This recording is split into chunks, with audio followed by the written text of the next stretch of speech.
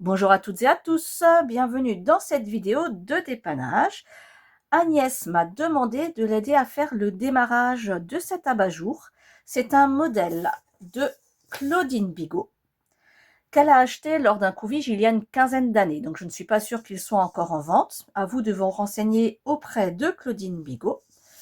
Le but de cette vidéo n'est pas de faire un pas à pas complet, mais vraiment juste de comprendre comment lire le carton.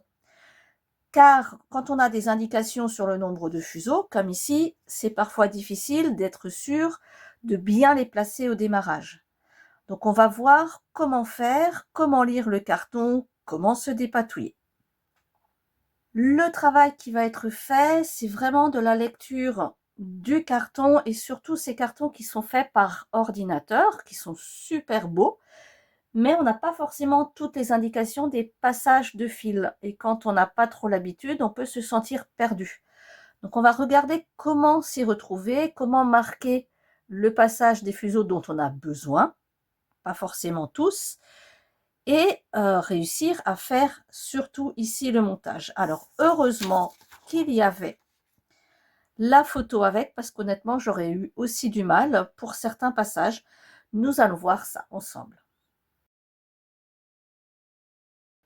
J'en profite pour vous faire une présentation très rapide du livre de Claudine Bigot, Dentelle, torchon et fil coupé, 19 projets pour tout niveau. Alors, chouette livre avec dedans des petits modèles à faire, des explications en photo. Et après, évidemment, les cartons proposés, des modèles un peu plus complexes, donc de quoi se faire plaisir. Comme d'habitude, je vous mets le lien sous la vidéo si vous voulez l'acheter. Il y aura toujours sur le carton quelque chose pour cacher justement les détails et éviter les captures d'écran. Ça n'empêchera pas de faire la lecture ensemble. Quand je découvre un nouveau carton, je regarde toujours les différents éléments qui composent. Alors quand je parle des éléments, c'est vraiment les choses les plus visibles. Donc on voit bien ici 2 rangées avec des grains d'orge. Il y aura un élément central qu'on va retrouver plus bas, qui se répète. On a ici des parties, alors mat ou gris, ça c'est à déterminer, et 2 pieds, 2 bordures avec des fonds à déterminer aussi. On voit ici qu'il y a un élément qui se répète. Il va falloir lire tout ça plus en détail. La première chose qui me marque ici, c'est la symétrie, c'est-à-dire que si je coupe mon modèle en deux, ce qui se passe à gauche va être exactement la même chose à droite, en miroir bien entendu. Donc on va pouvoir se concentrer juste déjà sur un côté, sachant que de l'autre côté, ce sera la même chose. Je retrouve cette symétrie sur la photo. Vous voyez, si je coupe en deux, on a vraiment les mêmes éléments à gauche qu'à droite. Et ça me permet aussi de bien visualiser ce qui a été choisi par la créatrice. Et le nombre de paires, ici très visible, heureusement, parce que si je prends justement sur le carton là, on voit bien le passage des meneurs, mais pas le passage des paires passives. Alors combien y en a-t-il? Et c'est souvent là qu'on a du mal à savoir au départ où les placer. On va voir comment remonter pour justement décider où on place chaque paire. Donc, souvent, je mets de la photo. Un autre souci qu'on retrouve aussi parfois avec les démarrages, c'est que on a ici l'élément central qui est coupé en deux. On n'a que la partie inférieure, basse du motif. Alors là, se dire ça fait combien de paires qui rentrent, qui sortent, c'est pas toujours évident à déterminer. Dans ce cas-là, quel que soit le modèle sur lequel vous travaillez, allez voir plus bas dans le modèle, vous allez toujours retrouver la partie haute du motif. Ça, c'est sûr, vous l'aurez quelque part. Et vous pouvez déjà regarder cette partie-là pour bien comprendre d'où viennent vos paires. Vous déterminerez plus tard comment se fait le croisement au milieu. Ça, c'est pas urgent. Et surtout, vous comprendrez comment elles ressortent. Donc, je vais commencer par cet élément central en me basant sur les deux moitiés présentes sur le carton. Je me base sur le bas et je vois bien que j'ai ici des paires qui doivent rentrer pour faire mon motif. Alors, bien entendu, chaque trait qui rentre, ça va être ici une paire. Ça nous permet de déterminer combien de paires on va avoir ici au centre. Donc j'ai une paire, 2, 3, 4, 5, 6, 7, 8, 9, 10, 11, 12. C'est donc bien 12 paires qui vont se retrouver ici au démarrage. 12. Et qui vont repartir chacune vers la sortie. Si ça peut vous aider, vous pouvez aussi reporter votre tracé directement sur la photo, quand c'est possible. Ça vous permet de bien déterminer où partent vos fils. Après, n'oubliez pas que dans une dentelle, vos fils repartent en diagonale, ne remontent pas. Donc ici, je vais avoir mon fil qui part là, qui va descendre là, ensuite là, comme ça.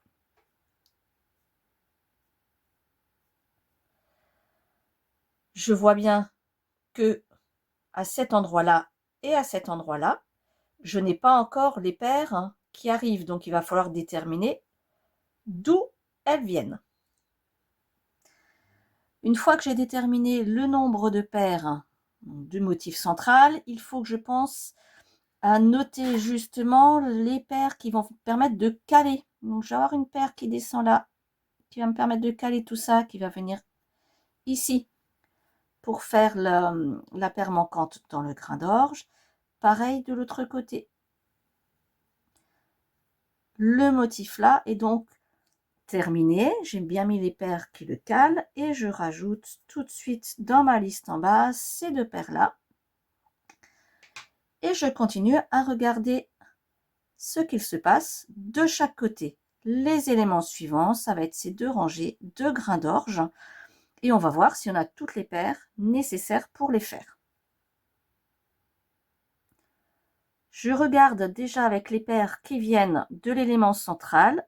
Donc, j'ai bien une paire qui sort à chaque fois ici. Donc là, ça viendra nourrir mes éléments, mais je vois qu'il va me manquer, et oui, une paire là. Donc il va falloir que je rajoute aussi une paire ici pour avoir toutes les pattes de nos araignées, de nos grains d'orge. Mais pour qu'elles puissent rentrer dans le grain d'orge, il va bien falloir les caler avec cette paire en diagonale qui va venir ici faire nos motifs. Et ça me fait encore une paire en plus de chaque côté. Donc là, ces paires-là qui traversent en diagonale nous permettent de bien caler. Ce qui veut dire que pour pouvoir caler aussi de l'autre côté, il va bien falloir une autre paire en diagonale là-haut. Alors vous allez me dire, mais ça cale quoi? Eh bien, ça va caler les pattes de nos araignées qui viennent de l'autre côté. Parce que là, si vous regardez bien, on a ces pattes-là, mais on n'a pas les pattes ici qui vont devoir venir se rajouter. Et maintenant, on a vraiment tout pour faire nos araignées. Je rajoute juste dans ma liste en dessous le nombre nécessaire. On a bien vu ici que il fallait que je referme autour de mon motif central pour caler mes paires. C'est pareil pour nos araignées. Il va bien falloir avoir cette paire qui descend en diagonale là pour caler le tout de chaque côté. Et ces paires-là nourriront la suite sans souci. Avant d'aborder la partie un peu plus complexe ici du corps de la dentelle, de chaque côté, je vais regarder les pieds de dentelle, donc les bordures. On a l'indication d'un meneur, mais aucune indication sur le carton du nombre de paires à mettre dedans. Et c'est pour ça que je me reporte à la photo. Et on voit ici le nombre de paires de chaînes, donc paires passives, j'en ai 5. Et les meneurs qui vont traverser ces paires passives, très certainement avec des torsions. Donc de chaque côté, je vais avoir 5 paires passives plus une paire de meneurs. Je vais le noter simplement ici, 5 paires passives, plus une paire de meneurs. Pareil de l'autre côté. Donc, on va avoir ici, en totalité, 6 et 6, donc 12 paires. Je vais les rajouter sur ma liste en dessous. Je vais maintenant pouvoir tranquillement regarder le corps de dentelle.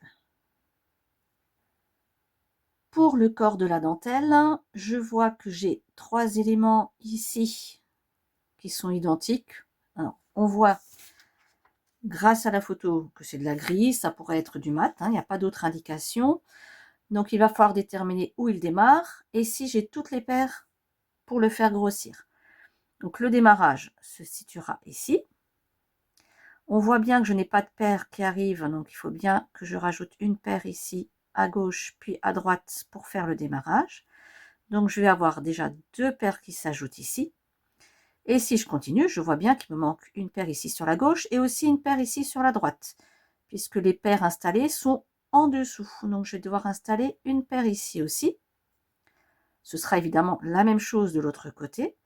Je vais avoir besoin d'une paire ici, mais là, regardez bien, si je remonte, je vais avoir des paires qui seront déjà installées pour faire l'autre bout du motif. Donc là, je vais regarder de plus près ce motif-là aussi.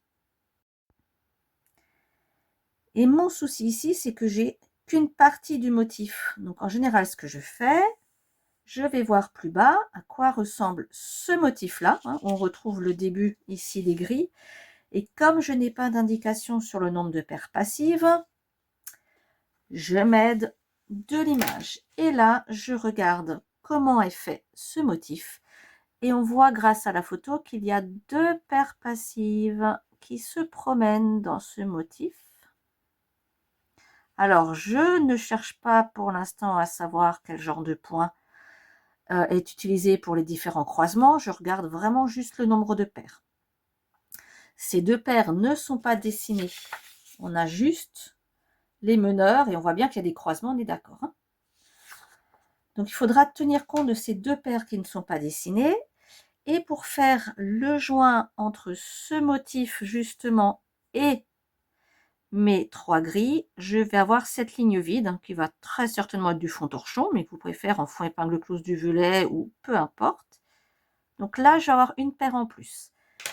Donc pour résumer, je vais avoir une paire ici qui rentre pour le début de la grille, une autre paire à droite, donc 2 paires, une paire à ajouter ici aussi pour remplir ma grille sur la droite et cette paire traversante. Donc il ne faut pas oublier cette petite paire. J'ai mis du temps à la repérer parce qu'il me manquait en fait à chaque fois 2 paires, donc une de ce côté, une de l'autre. Et c'est simplement en revérifiant bien tout mon schéma que, eh oui, ici il y en a besoin d'une en plus.